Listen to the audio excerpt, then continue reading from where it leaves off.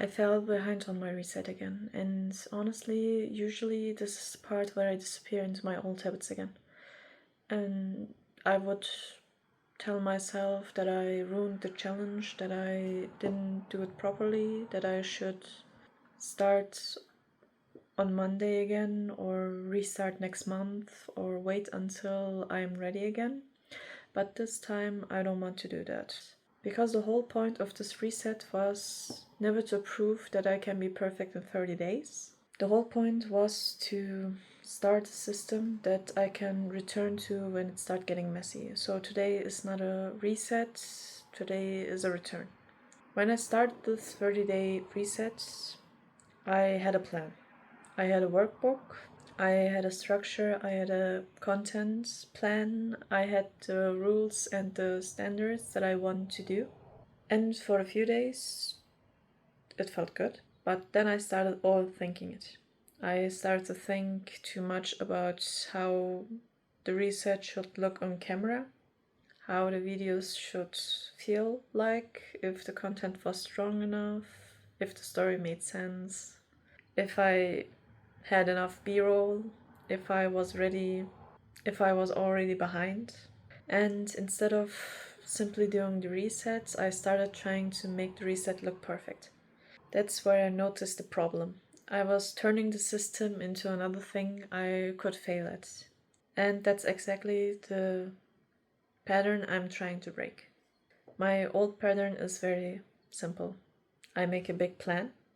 I'm excited. I follow it for a few days. Then one thing goes wrong and maybe I miss a workout, I didn't film something, I wake up later than planned, I didn't finish the checklist, I fell behind on one of the things I wanted to do.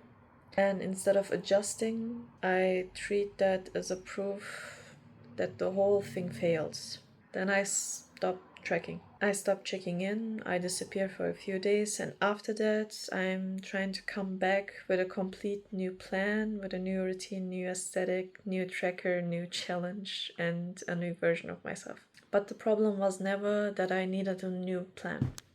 The problem was that I never learned how to return to the old one. So my new plan is not perfection, the new plan is returning. If I feel behind, I don't restart the entire challenge. I check where I am. I lower my standards, I choose the minimum, and I continue. Because a real system cannot work only on perfect days. A real system has to survive low energy days, messy days, later starts, missed tasks, and imperfect weeks. That's what I want to build. Not a perfect reset, a reset that I can actually come back to. So today I'm doing the reset check-in, the weekly review.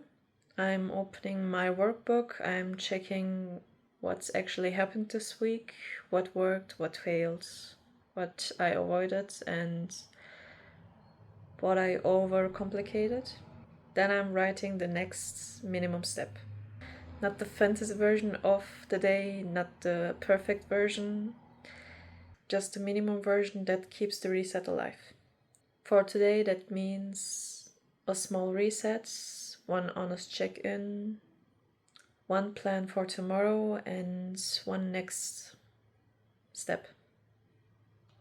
I also want to use today to prepare week 2, because I don't want to enter the next week with guilt. I want to enter it with information and knowledge what I want to do. This week showed me I need a simpler plan. Less overthinking, less trying to make everything look perfect. More doing basic things consistently. So for week 2, I want to focus on 3 things: movement, study, and content without perfectionism. Not 10 habits, not a dramatic reinvention, just the core things that actually move my life forward. So no, this is not a perfect reset. This is not the clean, aesthetic, perfect structure version I imagined, probably, or wished for, but maybe this is the point. Because if I only continue when everything looks good, I'm still depending on the perfect conditions.